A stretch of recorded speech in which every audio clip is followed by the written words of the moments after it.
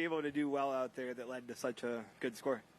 I was very patient. I hit a lot of really, really good iron shots. I felt like I was in good control. I didn't feel like I didn't drive it very well. I mean, I kept it in play and kept it in front of me, which was, is a big part of it. But I just kind of kept it out of trouble, which is, I would much prefer be hitting the middle of the club face and doing that. But it's still a good sign in a really windy day like this. If I have far from my best, I can just kind of get it around the course and then just stayed patient and finally, made some putts on that back nine. So it was nice. 17, I know you played a pretty big fade. Could you talk through your game plan on that tee shot? Definitely a trickier one.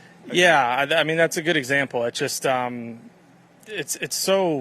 it's really, really hard to describe, but it's, that this wind direction today is very kind of west, bouncing between west and west-northwest and northwest, and it was a lot of crosswinds. You very, very rarely you actually never had a straight downwind or straight into the wind shot. So it's a lot of crosswinds where, the difference of riding the wind and holding the wind has a big difference of distance control and everything. But also with how this course kind of goes back and forth, you have one hole where it's like this and the next hole it's like that. So it's hard to get in a rhythm. So I think that I kind of struggled with that. So, that's just an instance of I know that I feel like I can just aim way left, and I honestly just kind of hit a little slice out there. That was another one. I hit that pretty far off the heel, but I'm giving it enough room to where it's, just kind of stay luckily in the fairway.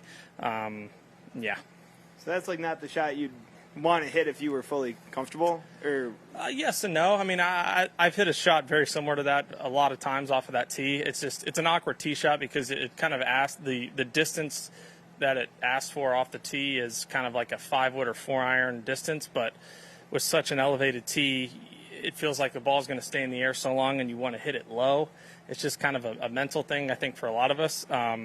So I just have kind of the last probably 3 or 4 years, I've just committed to almost hitting driver or 3-wood and just kind of hitting just a little dinky kind of shot out there. It's something to where I don't care what it looks like. I don't care anything. I'm just trying to hit it in the fairway and whatever's most comfortable doing that. In some ways, it's almost like liberating or just changing up when you're going so often to set distances, set sort of trajectories, and you come out on a day like today, you have to hit shots. The conditions are dictating that you're going to go maybe a little off of what would normally be your road map. For sure. It's, I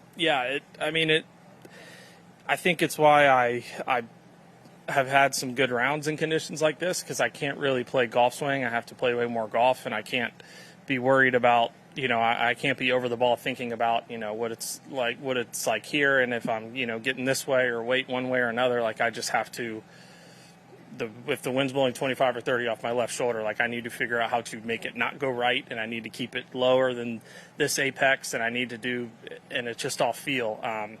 So really there's something to be said for that, and I need to do a better job of doing that when it's blowing 5 miles an hour and not 35 miles an hour. Two things. With wind being technically a science, is there an art to playing it?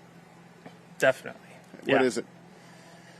I just think it's control. I think it's why Scottie's so good in the wind. He hits the middle of the club face about every time. That's a huge part of it, the distance control. It's hard to explain because the difference of if you have a straight left to right wind or straight right to left wind, the difference of riding the wind and holding the wind can be, 15 or 20 yard difference in the air in this kind of conditions. So it's just total. It's just you have to just hit the shot that's required. And I feel like, I shouldn't say hit the shot that you are requiring. Yeah, there's a lot of different ways to get it in one place, but it's just you need to do what you're trying to do. If you're trying to hold one and you ride the wind, that's not good for a lot of reasons. And I don't know. Yeah, I think it's way more art because you just have to create and kind of feel out there.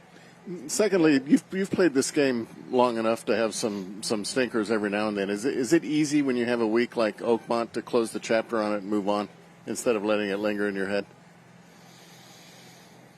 Stinker wasn't the best word, but you know what I mean. Yeah, I know what you mean. It's unfortunately hasn't become any easier. I still get pretty pissed off about it, and it weighs on me more than it should. I wish that I think you hear a lot of guys talk about it. Their golf defining them. It doesn't change who they are as a person, but I still very clearly think of myself as my person, of how I'm playing golf. I would like to change that, but it's just the reality. It means a lot to me. But, you could say it's good or bad, but I think, I'm coming to a place that I like, and I feel like I kind of know. It's a lot easier for me to get over last week versus, maybe if I was going to a course that I haven't had success at, or I feel like I have a hard time playing, then it could be a little like, uh-oh, what are we going to do kind of thing.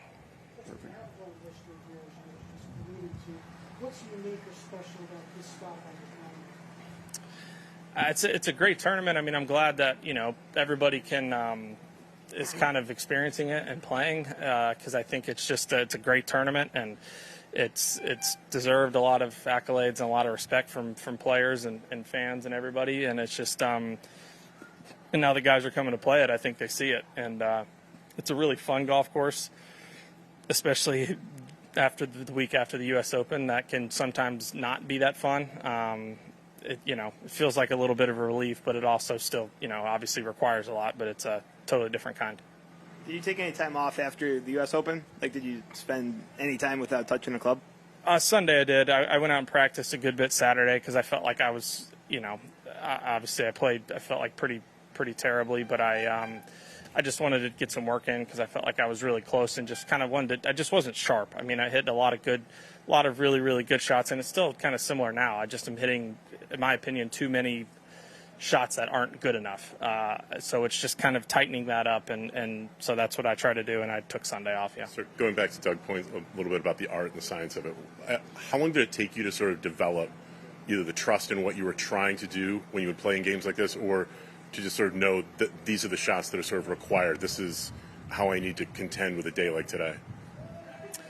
I couldn't tell you like a certain point where I was like, oh, that was it, or whatever. But it's, I don't know. I just think, you play so long, and I've played so many rounds of golf in so many different kinds of conditions that I think, you almost have like kind of muscle memory or just memory of stuff in past, and then you just try to hopefully pick up on some things that you've learned and just notice. And then, but yeah, when I get, like in an Open Championship or something, or any tournament, you're kind of not middle of the pack or something, but I see like windy conditions, I just get excited because I know it's just extremely difficult, and a couple under goes a really, really, really long way, and I just try to embrace it, and I feel like I do a decent job of that. When you got to the range this morning, did you think 64 was out there?